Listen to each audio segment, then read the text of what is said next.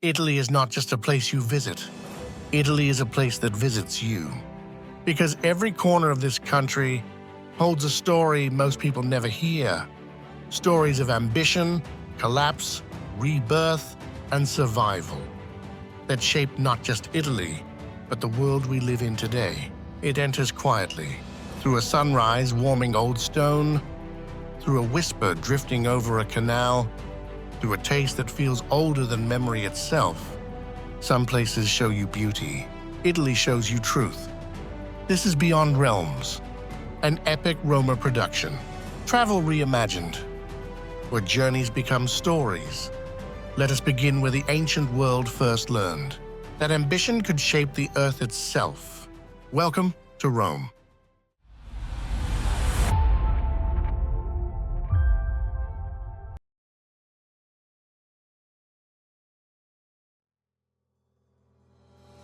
Let us begin where the ancient world first learned that ambition could shape the earth itself. Welcome to Rome. Rome does not simply exist, it endures. Long before skyscrapers touched the sky, Rome rose from the mud of the Tiber River. According to legend, two brothers, Romulus and Remus, were raised by a she-wolf on the Palatine Hill. Whether myth or memory, their story symbolizes something deeply human. Civilizations often begin with struggle. By 753 BCE, Rome had become a settlement. By the 1st century CE, it had become the center of a world. Walk through the Roman Forum today, and you are walking through what was once the beating heart of a civilization that governed 60 million people. Here, Julius Caesar's body was burned. Here, Cicero delivered speeches that shaped the future of law. Here, merchants bargained, soldiers sharpened their blades, and ordinary families tried to survive. A city that never slept. So much of what we take for granted, roads, newspapers, Senate debates, aqueducts, even the calendar you use today, comes from the Roman mind. But Rome is more than invention. It is a lesson written in marble and ruin. At its height, the Colosseum held more than 50,000 people. It was built in just 8 years, a feat of engineering so advanced that modern architects still study its design. Yet what happened inside its walls reveals the strange shadows of civilization. Gladiators fought, animals were slaughtered, crowds cheered as people bled.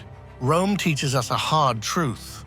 Human beings can build wonders, and we can build cruelty too. But the fall of Rome did not end its influence. Its stones became the foundation for another kind of empire, one not of soldiers, but of spirit.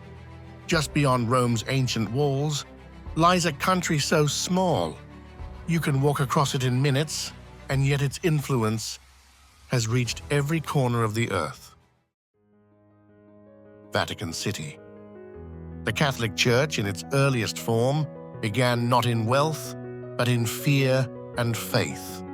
In the 1st century, followers of a Jewish teacher named Jesus met in secret homes across the Roman Empire. They had no churches, no cathedrals, no statues, no power, only stories spoken from one frightened believer to another. By the 4th century, everything changed. The Emperor Constantine, after seeing what he believed was a divine sign on the eve of battle, legalized Christianity and began moving the empire toward this new faith. Slowly, painfully, sometimes beautifully, sometimes violently, the church grew. St. Peter, believed to be the first pope, was buried on Vatican Hill. And in the year 326, the first basilica was built over his grave. The Vatican City you see today is a product of centuries of change. Its walls hold the work of Michelangelo, who painted the Sistine Chapel ceiling lying on his back. For 4 grueling years until the paint burned his eyes, and he wrote that he felt like an old man before his time. Yet he finished it. Every fresco, every detail, every stroke a prayer made visible. In the Vatican, you walk through the history of humanity's search for meaning, its doubts, its hopes, its contradictions. Here, power and humility coexist. The church has healed and harmed. It has inspired and divided. It has carried people through grief and through centuries of conflict. But beneath all of it is the same question those early followers whispered in hidden rooms. What do you believe in? When the world feels uncertain, from the Vatican's silence, we travel to a city that fought its uncertainty with imagination. Florence. 1,000 years ago, this was a city of merchants and bankers, not kings or emperors. A city divided by rival families, political chaos, plague, and poverty. But in the darkest years, something astonishing happened. People began to create. The Renaissance was not born in peace. It emerged from crisis. Dante wrote the Divine Comedy in exile. Michelangelo sculpted David. From a block of marble, other sculptors had rejected because the stone was flawed. Leonardo da Vinci, an illegitimate child with no claim to inheritance, became one of the greatest minds the world has ever known. Florence's cathedral, the Duomo, began construction in 1296. For more than a century, it stood unfinished because no one knew how to build a dome that wide and that high without it collapsing. Then came Filippo Brunelleschi, not a nobleman, not a warrior, a goldsmith. He studied ancient Roman ruins, invented new machines, and built the dome brick by brick in a herringbone pattern. That changed architecture forever. People said it couldn't be done, but the dome still stands, stronger than doubt, stronger than fear.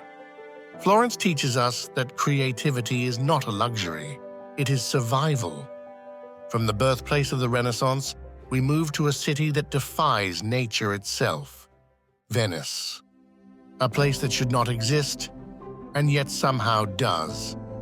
Built on more than 1 million wooden piles driven deep into clay and mud, this city began in the 5th century as a refugee for people fleeing invasion. They built homes on water, bridges between islands, and palaces on foundations that no engineer today would dare to design. For centuries, Venice commanded the seas. Its merchants grew rich. Its ships traveled the world, and its influence shaped markets from the Middle East to Northern Europe. But beneath the wealth was a constant battle against time and tide. Venice sinks a little each year. Rising seas threaten its plazas. Floods arrive more often than the city can bear. And yet, walk its canals at dawn and you will see lights in windows above the water, boats gliding softly, echoes of laughter over quiet bridges. Venice reminds us that fragility is not the opposite of strength. It is the foundation of beauty itself. From these shifting waters, we move to cliffs where life is held in human hands. Cinque Terre. 5 villages, 5 colors, 5 stories etched into stone. For centuries, farmers carved terraces into vertical cliffs, stone by hand, until they transformed impossible slopes into vineyards. If laid end to end, these terraces would stretch longer than the Great Wall of China. Life here was never easy. Storms destroyed crops. Landslides swallowed fields. The sea brought both sustenance and danger. Yet generation after generation stayed. Cinque Terre whispers a lesson the world easily forgets. Some of the strongest people are the ones no one ever sees. From cliffs built by perseverance, we travel inland to hills shaped by patience. Tuscany, rolling fields, golden light, vineyards stretching like lines of poetry. But Tuscany's beauty was not created for postcards. It is the product of centuries of care. Families here tend the same land generation after generation. Healing here is slow, quiet, repetitive, the kind of healing the modern world forgets to value. And sometimes, when life has wounded us deeply, we need more than beauty. We need restoration. In the countryside of southern Tuscany lies Saturnia, a staircase of pale blue pools fed by hot springs that have flowed for more than 3,000 years. The water emerges at 37 degrees, the temperature of the human body, creating a sensation people describe as being held by the earth itself. Legends say the god Saturn struck the ground here to calm humanity's violence. Science speaks of minerals that soothe the nerves and heal tired muscles. Both stories agree on one thing: these waters restore. Saturnia teaches us that stillness is not weakness. It is a kind of strength. From Saturnia's soft embrace, we now ascend into a world shaped not by water, but by time, the Dolomites. From the quiet warmth of Saturnia, we travel north toward a world carved not by water, but by time itself. The Dolomites, a mountain range unlike any other on Earth, not born from dark volcanic stone, but from ancient coral reefs that once lay beneath a prehistoric sea. 250 million years ago, these mountains were alive with marine creatures. Then tectonic forces lifted them into the sky, where wind, ice, and storms sculpted their jagged silhouettes into the cathedral-like peaks we see today. The Dolomites do not just rise, they erupt from the earth like frozen lightning. Sharp, sudden, breathtaking. Their pale color comes from calcium and magnesium carbonate, giving them a ghost-like glow that turns pink at sunset and orange at dawn, a phenomenon locals call alpenglow, as if the mountains themselves are catching fire. But beneath their beauty lies a history of unimaginable struggle. During the First World War, Italian and Austro-Hungarian soldiers fought across these peaks in some of the harshest conditions ever recorded. Tunnels were blasted into ice. Soldiers slept on ledges, cut into vertical cliffs. Entire regiments vanished in avalanches, triggered by artillery fire. Today, remnants of that frozen war still hide in the rock, rusted helmets, abandoned tunnels, and silent paths where young men once fought for ground that snow would reclaim overnight. Yet the Dolomites are not defined by conflict. They are defined by awe. Emerald lakes lie beneath towering spires. Alpine meadows ripple like green oceans. Villages built of wood and stone sit quietly between colossal peaks that make you feel small in the most liberating way. The Dolomites remind us that some of the world's greatest wonders are not gentle. They are fierce. They are ancient. They are shaped by pressure, fracture, and the slow patience of time. And perhaps that is why standing here humbles you, not by making you feel insignificant, but by reminding you that endurance is its own form of beauty. From these mountains of stone and memory, we travel south again, toward a coastline where passion, color, and daring human stories pour into the sea.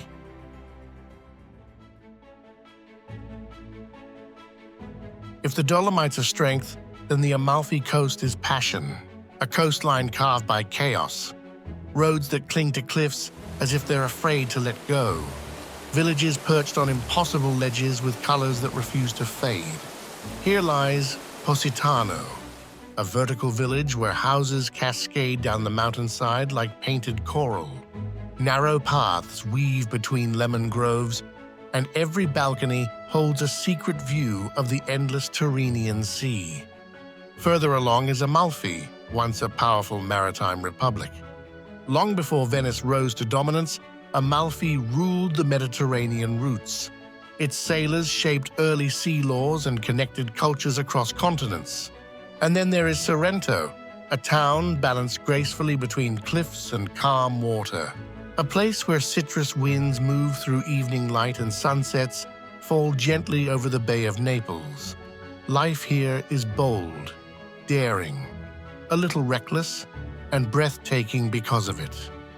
The Amalfi Coast teaches us that beauty is not always gentle. Sometimes it is sharp, wild, dangerous, and still worth chasing.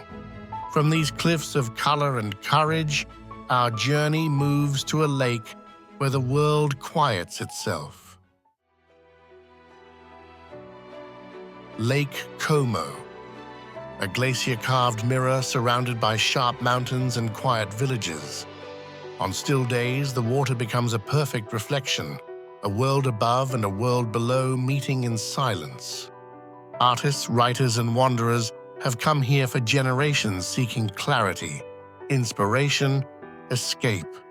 Lake Como asks, what rises to the surface when everything else grows quiet? From this stillness, we turn to stone, stone that remembers both suffering and strength. Matera, one of the oldest continuously inhabited cities on Earth. People have lived here for more than 9,000 years, in cave dwellings carved directly into limestone cliffs. For centuries, the Sassi were overcrowded, filled with poverty and disease. In the 1950s, the Italian government relocated families and abandoned the old quarters entirely. Matera became known as the shame of Italy, but shame did not get the final word. In the 1990s, people returned. They restored the caves, the alleys, the carved homes.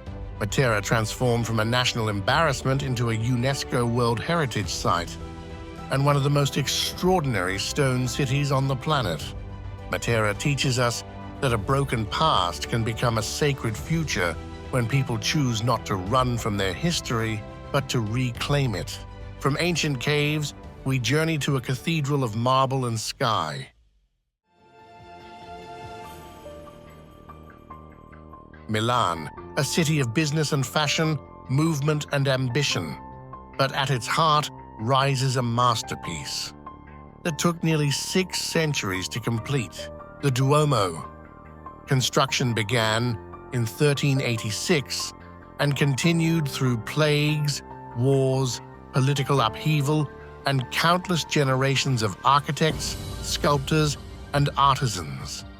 Some workers dedicated their entire lives to carving a single statue that would sit high above the city, so high that most people would never see their work up close. But they carved anyway, because beauty is not about recognition, it is about devotion. From the patience of marble, we travel to the ashes of a day the world never forgot.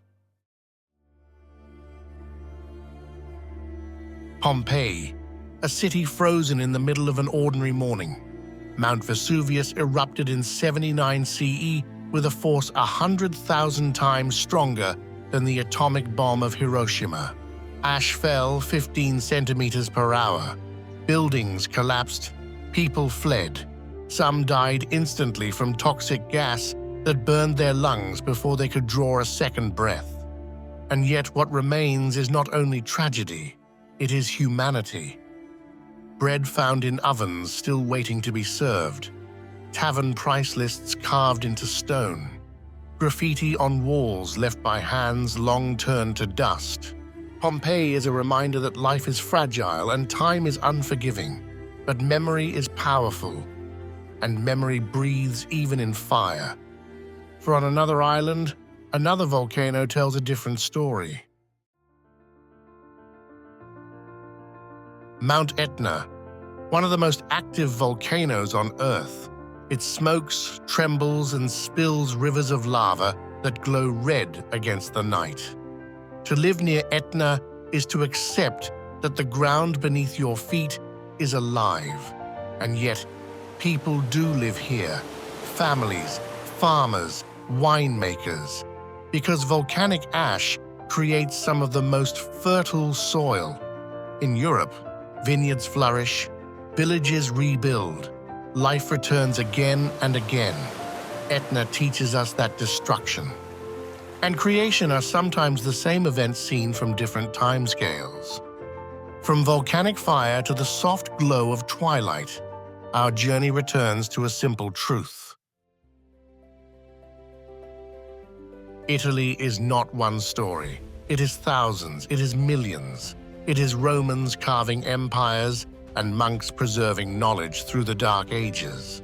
It is artists resurrecting beauty after plagues. It is sailors navigating storms for spices and silk.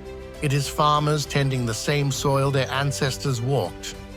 It is people rebuilding caves, cathedrals, and entire identities from the ashes of loss.